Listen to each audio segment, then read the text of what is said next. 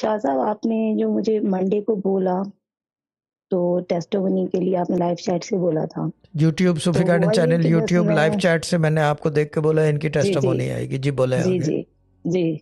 उसके बाद फिर ना मैं सो गई थी रात को। सुबह में मतलब मैं जिस वक़्त उठी तो मेरे हस्बैंड कॉल पे बात कर रहे थे, मतलब किसी से काम के सिलसिले में।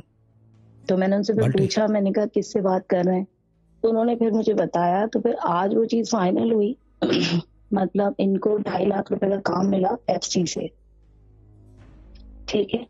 तो उन्होंने आज जैसे अकाउंट नंबर इनका माँगा कि आप अकाउंट नंबर दे दें तो हम पेमेंट करें तो आप काम शुरू करें। तो इन्होंने काम शुरू किया है, मतलब स्टार्ट किया है उसको आज। और आज ही के डे में ना लोकल गवर्नमेंट से भी इनके 6,000 रुपीज़ आए। क्या बात है। जी शाह साहब। शाह साहब बस दुआ में याद रखिएगा मेरा, ठीक है?